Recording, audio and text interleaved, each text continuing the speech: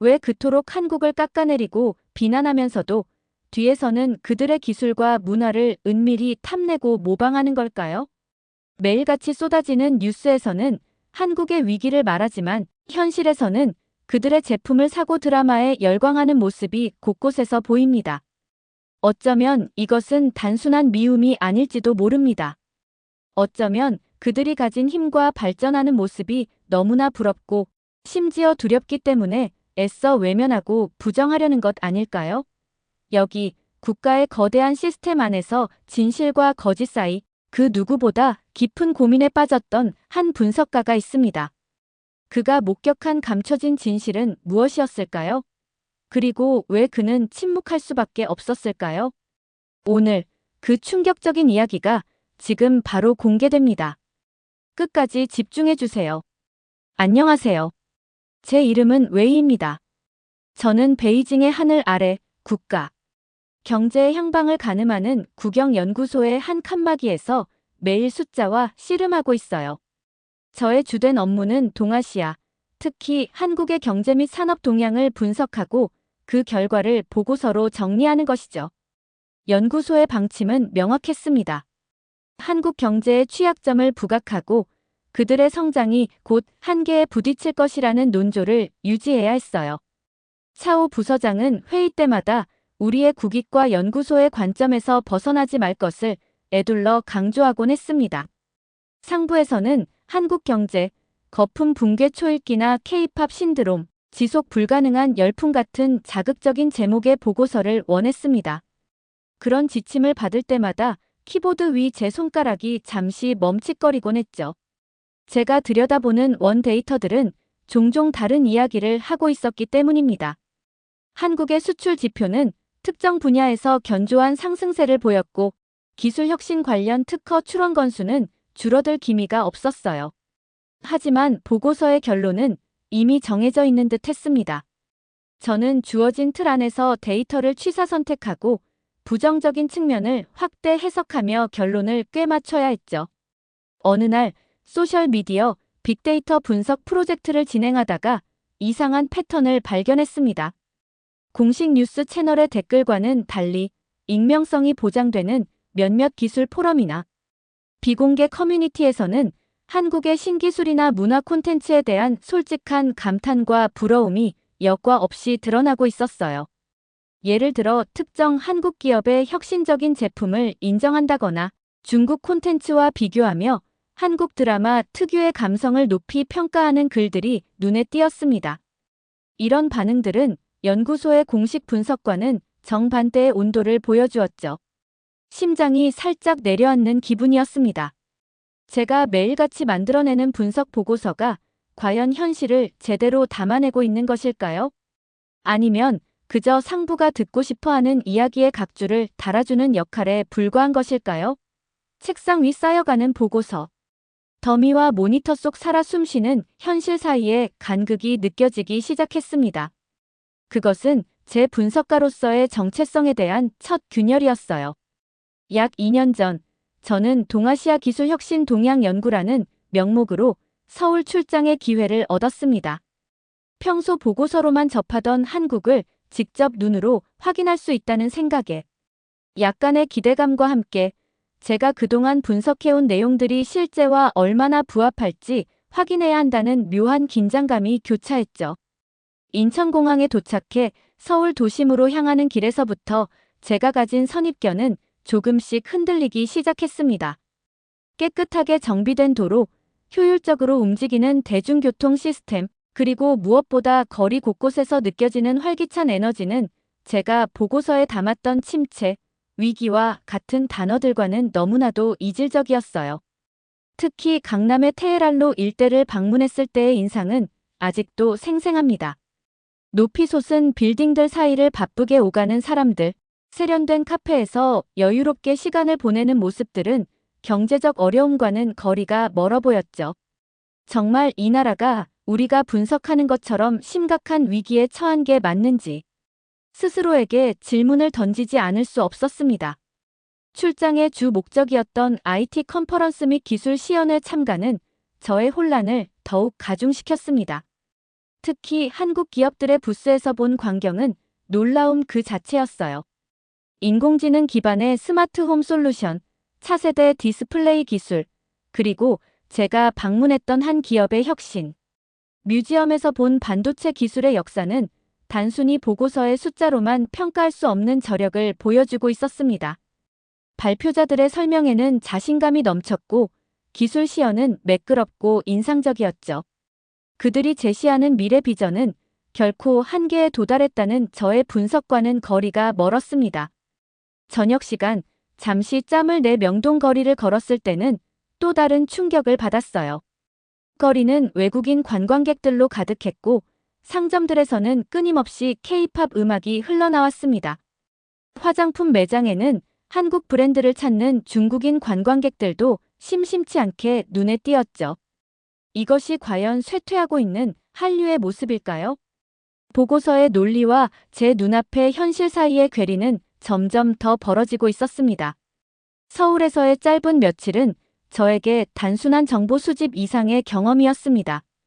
그것은 제가 그동안 당연하게 받아들였던 많은 것들에 대해 근본적인 의문을 제기하게 만든 불편하지만 외면할 수 없는 현실과의 강렬한 조우였어요. 서울 출장에서 돌아온 후 저는 이전과는 다른 시선으로 주변을 관찰하기 시작했습니다. 공식적인 매체에서는 연일 한국에 대한 부정적인 평가가 흘러나왔지만 제 눈에 비친 일상 곳곳에서는 숨길 수 없는 한국의 영향력이 뚜렷하게 감지되었죠. 퇴근길, 동료 하나가 몰래 가방에서 꺼내 바르는 핸드크림이 한국의 유명 브랜드 제품이라는 것을 우연히 알게 되었습니다. 그는 멋쩍은 표정을 지으며 향이나 보습력이 뛰어나고 주변에서도 많이 쓴다는 식으로 얼버무렸어요. 사무실에서는 암암리의 VPN을 사용해 한국 드라마나 예능을 보는 동료들이 적지 않다는 사실도 알게 되었죠. 점심시간이면 335 모여 어젯밤 본 드라마의 줄거리를 속삭이는 모습은 이제 낯설지 않은 풍경이었습니다. 베이징 시내의 번화가에 위치한 대형 쇼핑몰에 들렀을 때 저는 다시 한번 놀라지 않을 수 없었어요. 화장품 코너에서 가장 많은 사람이 몰려있는 곳은 단연 한국 브랜드 매장이었습니다. 눈부신 조명 아래 진열된 형형색색의 제품들 앞에서 젊은 여성들은 신중하게 제품을 고르고 있었고 직원들은 능숙하게 중국어로 제품의 장점을 설명하고 있었죠. 국산 브랜드들도 화려하게 매장을 꾸며 놓았지만 사람들의 발길을 사로잡는 힘은 어딘가 부족해 보였습니다. 주말 저녁 대학 동기였던 친구를 만났습니다. 그는 현재 중국의 거대 IT 기업에서 엔지니어로 일하고 있는데 술잔을 기울이며 솔직한 심정을 털어놓더군요. 겉으로는 다 따라잡은 것 같지만 핵심 부품이나 소프트웨어 안정성 같은 건 아직도 한국이나 미국, 일본 기술에 의존하는 부분이 많다는 이야기였어요. 신제품 개발 과정 역시 경쟁사 제품, 특히 한국 제품을 분해해서 역설계하는 것부터 시작하는 경우가 많다는 그의 자주 섞인 고백은 제가 보고서에 썼던 중국 기술의 비약적 발전, 한국 추월 임박이라는 문구를 공허하게 만들었습니다. 더욱 인상 깊었던 것은 우연히 알게 된 한 스터디 그룹의 존재였어요. 젊은 직장인들이 퇴근 후 모여 한국어를 배우고 있었는데 그 이유가 놀라웠습니다. 단순히 취미를 넘어 한국 기업과의 비즈니스 기회를 잡거나 한국의 최신 기술 동향을 원어로 직접 파악하기 위해서라는 것이었죠. 그들의 눈빛에는 단순한 호기심 이상의 절실함이 담겨 있었습니다. 공식적인 담론 아래 현실에서는 한국의 제품, 문화, 기술에 대한 선호와 필요성이 여전히 강력한 흐름을 형성하고 있었습니다. 이는 마치 물밑의 거센 조류처럼 표면의 잔잔함과는 다른 진실을 보여주고 있었어요. 저의 내적 갈등은 한국 경제의 특정 지표, 특히 가계부채 문제를 분석하는 보고서를 작성하면서 극에 달했습니다. 차오 부서장은 보고서 방향을 명확히 제시했죠. 한국 경제의 시한폭탄, 가계부채 문제 심층 분석이라는 제목만 봐도 그의 의도가 뚜렷했습니다. 저는 관련 데이터를 깊이 파고들었어요. 분명 한국의 가계부채 비율은 OECD 국가 중 높은 편에 속했고 증가 속도도 빨랐습니다. 하지만 데이터를 세밀하게 분석하자 다른 측면들이 보이기 시작했어요. 부채 증가의 상당 부분이 자산가치 상승과 연관된 주택담보대출이었고, 고소득층 및 중산층의 부채 비중이 높았으며 연체율은 비교적 안정적으로 관리되고 있었죠. 결정적으로 우연히 접하게 된 한국의 저명한 경제학자인 김 교수의 온라인 세미나 영상은 저의 분석에 확신을 더했습니다. 김 교수는 데이터를 근거로 한국 가계부채의 구조적 특성과 정부의 다양한 관리 정책을 설명하며 시스템적 위기로 번질 가능성은 제한적이라는 견해를 제시했어요. 저는 보고서 초안에 이러한 균형 잡힌 시각을 담으려 노력했습니다. 부채 문제의 심각성을 인정하면서도 긍정적인 요인들과 관리 노력을 함께 언급했죠. 하지만 차오 부서장의 반응은 냉담했습니다. 그는 제 보고서 초안을 돌려주며 리스크를 강조해야 한다는 점, 변명의 여지를 주어서는 안 된다는 점을 분명히 했어요. 부실화 가능성에 초점을 맞춰 다시 작성하라는 그의 지시는 명확했죠. 결국 김 교수의 분석과 저의 객관적인 평가는 보고서에서 사라지고 오직 위기설을 뒷받침하는 데이터만 부각되었습니다. 기술 분야 분석에서도 비슷한 경험이 반복되었어요. 저는 중국의 반도체 굴기, 한국의 아성 위협이라는 주제의 보고서를 준비하며 관련 산업 동향을 면밀히 조사했습니다. 중국의 막대한 투자와 생산량 증가는 분명 경이로웠죠. 하지만 메모리 반도체 시장 점유율, 최첨단 공정 기술력, 장비 국산화율 등 핵심 지표에서는 여전히 한국의 대표 기업들이 압도적인 우위를 점하고 있었습니다. 특히 특정 기업의 차세대 공정 도입이나 다른 기업의 고대역폭 메모리 기술력은 중국 기업들이 단기간에 따라잡기 어려운 격차를 보여주었죠. 최근 온라인으로 참관했던 국제기술 박람회에 한 한국 기업 신기술 발표 영상을 다시 돌려보았습니다. 자유자재로 접히는 디스플레이, 인공지능 기반의 초고화질 이미지 센서 등 혁신적인 기술들은 감탄을 자아냈어요. 저는 이 격차를 인정하고 보고서에 반영해야 한다고 생각했지만 차오 부서장은 중국의 잠재력과 성장 속도에 비해 한국 기술의 정체 현상을 부각하라는 지침을 내렸습니다. 결국 저의 보고서는 또다시 현실의 복잡성을 외면한 채 정해진 결론을 향해 숫자를 꿰맞추는 작업으로 변질되었죠. 제 책상 위에 놓인 최종 보고서는 객관적인 분석이라기보다는 잘 짜인 각본에 가까웠습니다. 진실을 알고 있음에도 불구하고 그것을 왜곡해야 하는 현실이 납덩이처럼 제 가슴을 짓눌렀어요. 이제 저의 관심은 더 이상 경제 지표나 기술 통계에만 머무르지 않았습니다. 한국이라는 나라가 가진 힘의 원천은 과연 어디에 있는가? 이 질문은 저를 문화, 글로벌 기업 전략, 심지어 군사 분야까지 파고들게 만들었죠. 작년 가을, 저는 우연히 베이징 외곽의 한 허름한 창고에서 열린 비밀 K-팝 댄스 행사를 목격했습니다. 공식적으로는 한류가 제한된 상황이었지만 그곳에 모인 수십 명의 젊은이들은 최신 K-팝 음악에 맞춰 현란한 춤을 추며 열광하고 있었어요. 그들의 표정에는 어떤 정치적 이념이나 국가적 자존심도 보이지 않았습니다. 오직 좋은 음악과 춤에 대한 순수한 열정만이 가득했죠.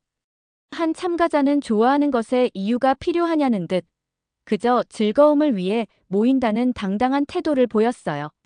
문화의 힘은 그렇게 소리 없이 하지만 강력하게 스며들고 있었습니다. 글로벌 기업 경쟁력 분석에서도 예상치 못한 발견이 이어졌습니다. 포춘 글로벌 500 리스트를 분석해보니 한국 기업들은 인구와 경제, 규모에 비해 놀라울 정도로 많은 수를 상위권에 올리고 있었죠. 특히 몇몇 대표 기업들은 특정 산업 분야에서 독보적인 글로벌 경쟁력을 과시하고 있었습니다.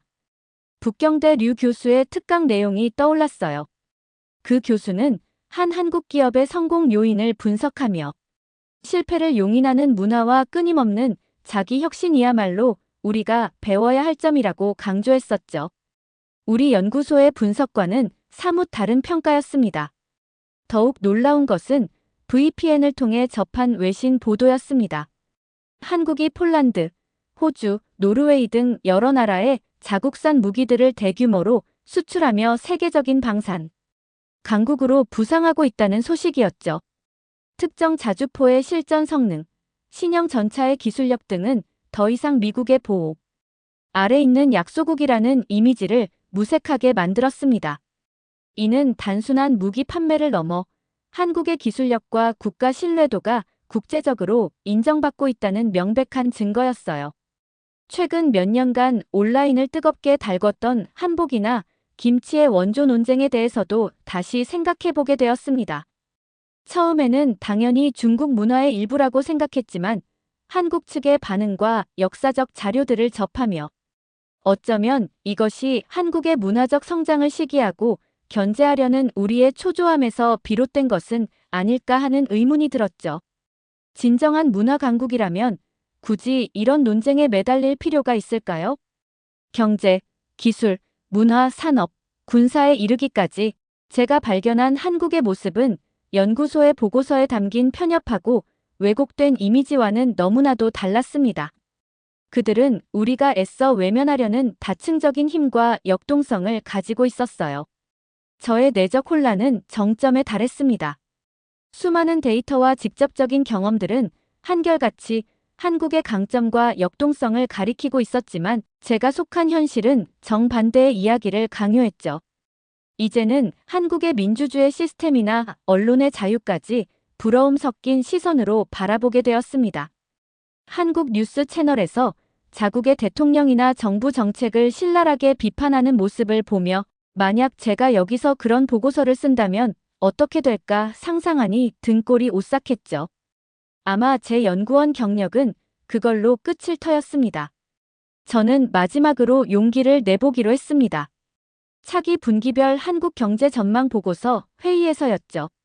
저는 조심스럽게 입을 열어 최근 데이터를 종합해보면 한국 경제의 회복 탄력성이 예상보다 강하며 특히 반도체 수출 호조와 내수 진작책 효과를 고려할 때 지나치게 비관적인 전망은 현실과 다를 수 있다는 의견을 제시했습니다.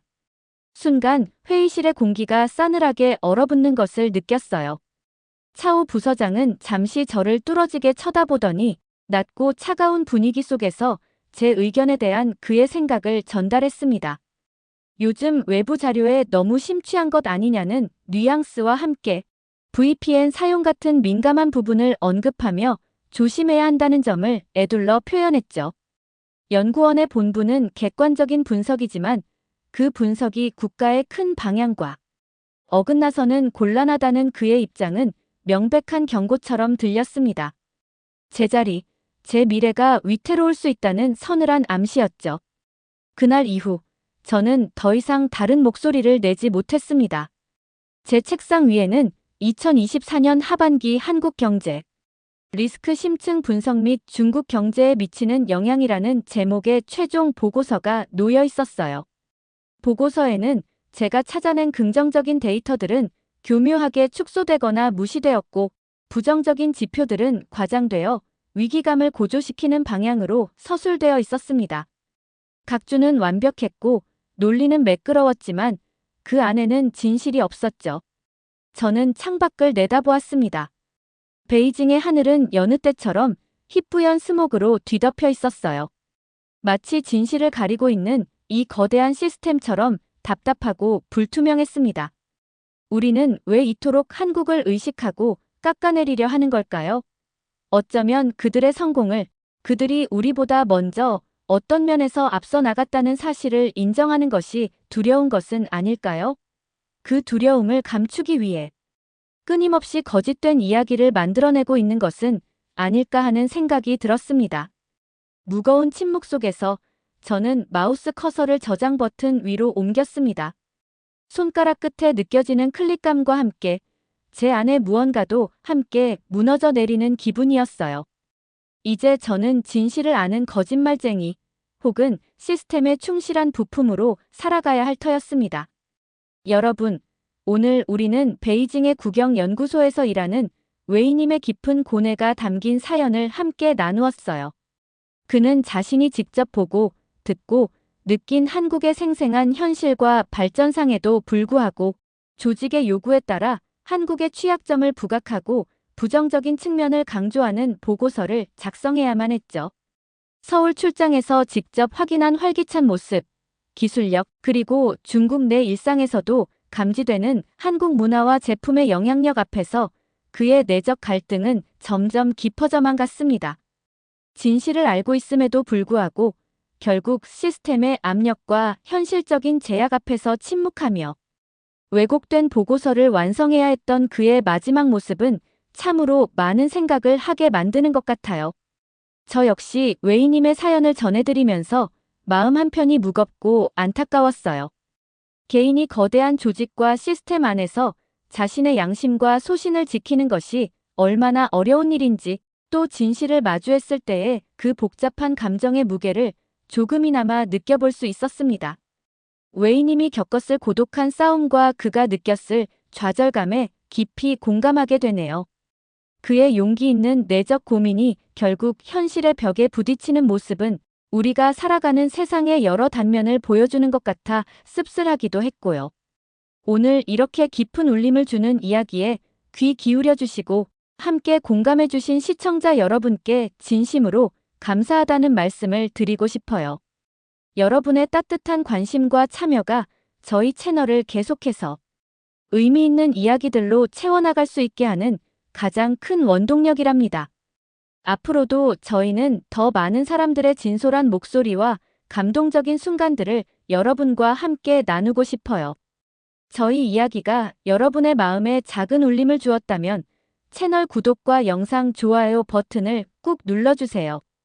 그리고 알림 설정을 해두시면 다음에도 놓치지 않고 저희와 함께 하실 수 있을 거예요. 여러분의 작은 응원 하나하나가 저희에게는 정말 큰 힘이 된답니다. 다음 영상에서 더 따뜻하고 의미 있는 이야기로 다시 찾아뵙겠습니다. 감사합니다.